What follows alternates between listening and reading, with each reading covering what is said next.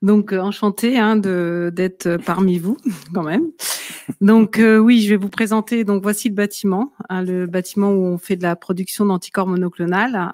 Donc, j'ai la chance, on vient de parler de tests par rapport au Covid. On a la chance à Vitry-sur-Seine moi, je travaille en plus dans des équipes de développement. Et on a la chance de travailler sur le transfert donc du vaccin pour le Covid-19, pour la Covid-19. Donc, on est en train de travailler et si tout se passe bien, on devrait produire ce vaccin et le sortir pour mai 2021. Donc, me posez pas de questions sur nos procédés de fabrication du vaccin, parce que je sens déjà les questions. Je pourrais pas répondre puisque vous savez qu'il y a plusieurs types de vaccins et donc voilà, juste pour vous dire que j'espère que tout se passera bien pour qu'on puisse fournir ce qu'il faut pour l'année prochaine. Donc, je vais aller très très vite sur les 2-3 premiers transparents, juste pour vous dire que j'ai la chance de travailler donc chez Sanofi depuis, on va dire, 30 ans maintenant, bientôt. Ça donne un petit âge.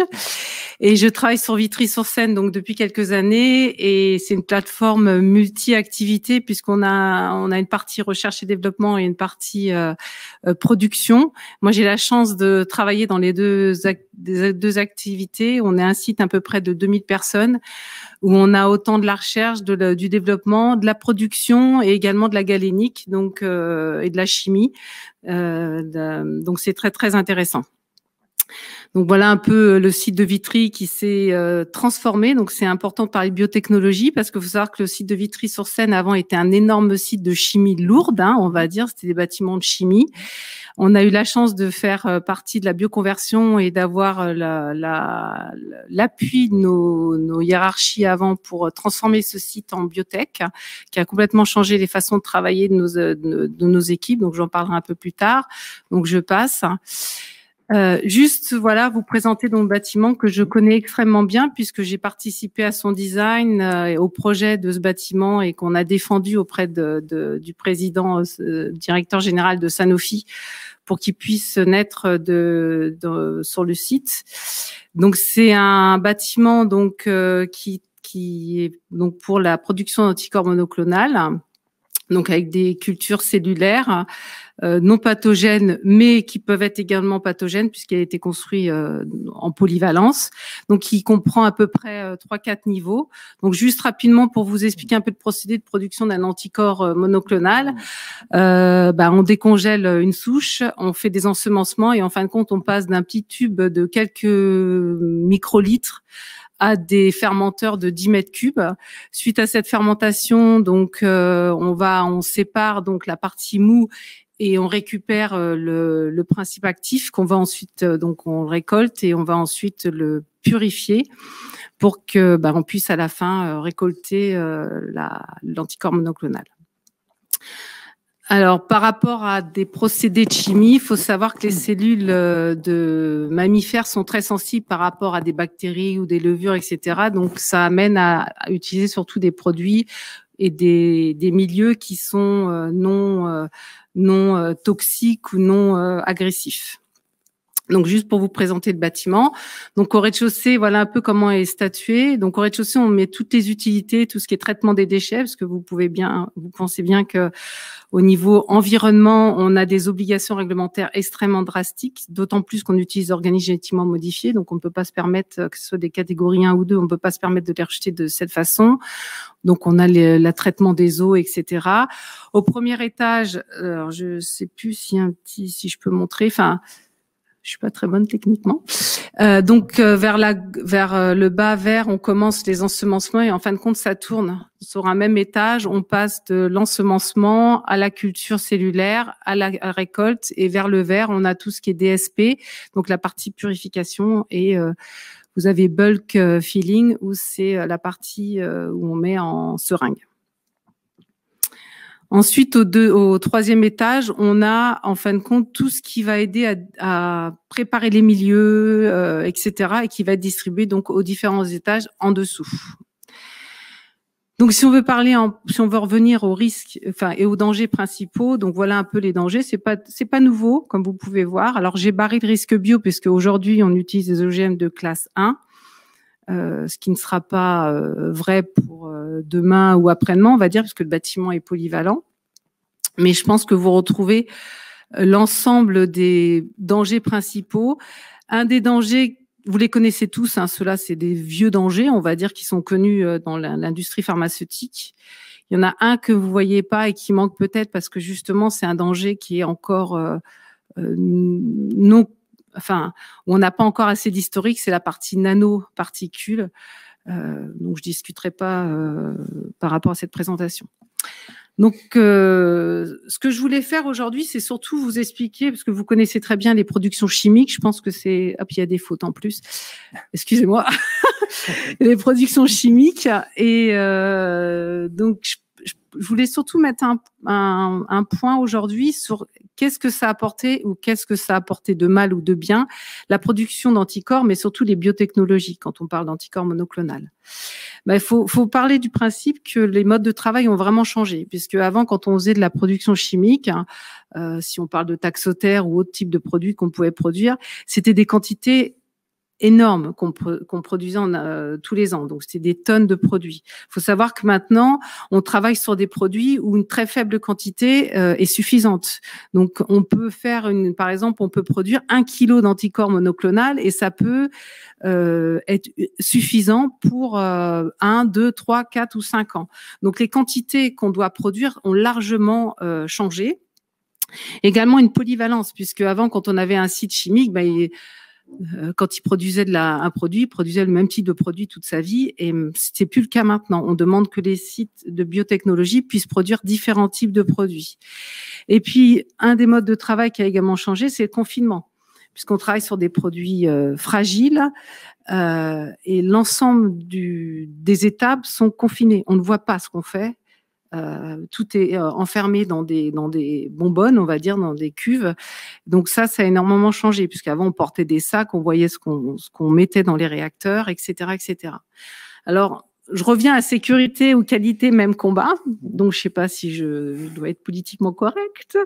Je devrais dire oui, mais je vais dire non, parce que on n'a pas du tout les mêmes façons d'approcher le travail. Je vais vous donner 2 exemples. Un qui est tout bête, l'incendie, puisque vous savez que maintenant les compagnies qui nous assurent nous demandent de sprinkler un peu partout. Par exemple, la qualité souvent est pas pour ce type d'installation, parce que ça veut dire qu'on rajoute des parties avec des angles, des points qui sont difficilement nettoyables. Donc ça pose un problème. Deuxièmement, quand vous travaillez dans une salle où vous travaillez sur des produits très dangereux, toxiques, des poudres toxiques, il faut savoir qu'au niveau qualité, la qualité va demander que on évite de faire rentrer de l'air de l'extérieur dans la zone pour justement éviter d'apporter de l'impureté, on va dire, à nos produits. Or, en termes d'HSE, ça va être tout le contraire, puisque c'est le contraire, excuse-moi, je vais y arriver. En qualité, on va demander que ça ressorte, que l'air du laboratoire ressorte pour justement ne pas contaminer, excusez-moi, notre produit, alors qu'en HSE, ça va être le contraire. On va éviter, quand on travaille sur des produits dangereux, que l'air sorte du laboratoire, donc on va mettre en sous-pression le laboratoire, alors que la qualité, ça va être le contraire. Donc, moi, je dis que sur certains points, la qualité et la sécurité, ça va pas être le même combat. Et puis en biotechnologie, les risques, il est non visible, puisque comme je vous expliquais, tout est confiné. Et l'ensemble des tâches sont souvent déportées sur écran. On a des salles de commande et ça apporte donc des risques un peu différents, puisque les gens n'ont pas la même perception de danger et donc du risque qui en coule. Il faut savoir également qu'en biotech, la plupart des équipes sont petites. Alors, 10 personnes, ça peut vous paraître énorme, mais il faut savoir, je vous expliquais tout à l'heure, il y a 3-4 étages, et un étage, c'est 2500 mètres carrés. Donc, ça veut dire que sur 10 personnes, on demande quand même, c'est un grand espace de travail. On peut parler de travailleurs isolés, etc. Mais donc, ça change aussi la façon de travailler. Également, on demande en biotechnologie de porter des protections individuelles qui ne sont pas liées au risque évalué, mais à la qualité. Donc, en fin de compte, on demande aux gens de porter des cache-barbes, des gants, etc. Et c'est pas du tout lié au risque. Donc ça, il faut expliquer ça aux gens. Pourquoi vous portez ça? Qu'est-ce que ça apporte? Et au niveau maintenance, il faut savoir que les gens, on ne voit plus les gens de la maintenance dans les secteurs. Tous les locaux techniques ont été déportés. Donc, ils sont hors zone de production, pas de visu. faux plafond, etc. Donc ça peut apporter des nouveaux risques. Donc nouveaux risques, non. Moi je dirais que il n'y a pas de nouveaux risques, mais c'est des expositions différentes. Donc l'anoxie, pourquoi? Parce qu'avant les locaux étaient très ouverts, donc les gens n'avaient pas peur du risque anoxie.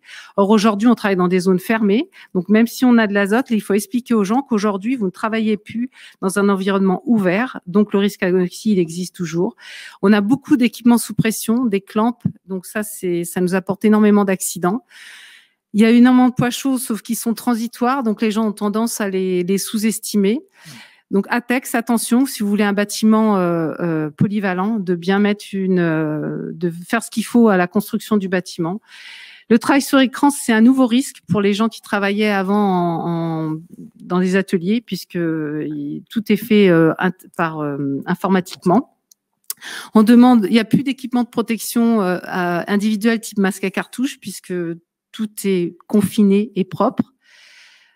On a moins et même plus de produits toxiques, puisqu'on utilise la plupart du temps que de la soude ou de l'acide, mais le CMR est souvent tout en début pour la partie résistance. Et puis, par contre, on ne connaît pas encore vraiment les risques et la toxicité des anticorps et les nanoparticules. Donc, c'est quelque chose qu'on va apprendre dans le futur, avec le temps. Et puis, au niveau des champs environnement, je pense que biotechnologiquement, on a fait des grands progrès. On a moins d'impact sur l'environnement. Je voulais juste faire un dernier transparent, juste au niveau des conditions de travail. Donc, les gens, quand même, travaillent proprement. Hein. On n'est plus dans des ateliers où les gens étaient sales. La notion de qualité est plus importante dans chaque acte, et chaque acte est très importante dès qu'on fait quelque chose dans le bâtiment. On n'a plus de contact avec les produits, parce que je vous expliquais, tout était confiné, sauf au premier étage quand on fait les premières étapes d'ensemencement. Donc ça, c'est très important. Il y a beaucoup d'informatisation. Moins de pays, mais plus de pays pour la qualité, moins de pays pour l'HSE. Par contre, les gens, du coup, ont moins d'autonomie puisque tout est informatisé, tout est bien régulé.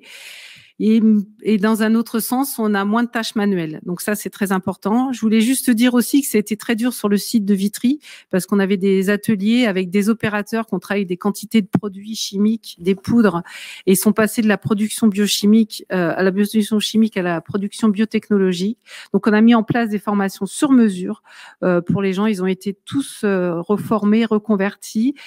Et on a fait des formations pratiques chez Régénéron aux États-Unis pendant quelques semaines pour les agents de maîtrise. Et bien sûr, certaines personnes ont aussi fait des formations diplômantes. Hein, ils ont fait des licences, par exemple. Je voulais juste vous montrer quelques photos. Donc là, c'est un ensemencement.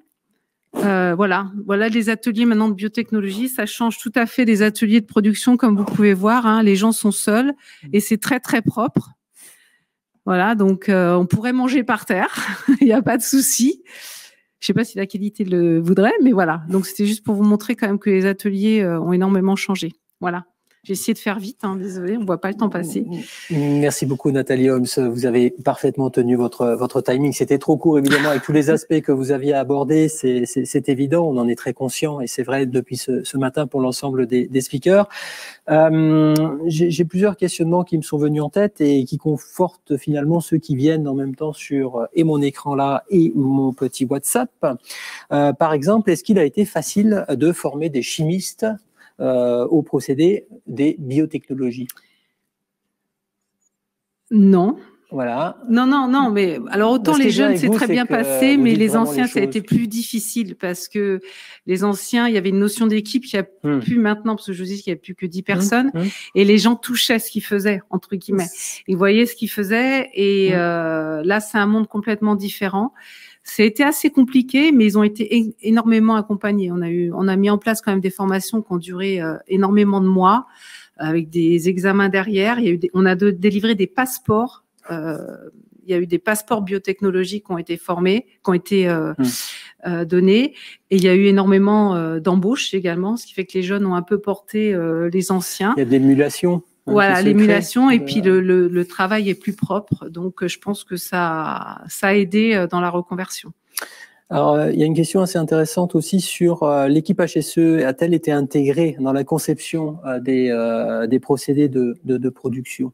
J'en suis l'exemple. Oui. Non, je rigole, mais j'ai eu la chance de pouvoir participer donc à la construction du bâtiment. Donc, l'HSE a vraiment été intégrée quand on a conçu même les plans, même le procédé en lui-même, puisqu'il a fallu le faire approuver. Donc, il a fallu approuver aussi les techniques, les tâches, les activités, etc.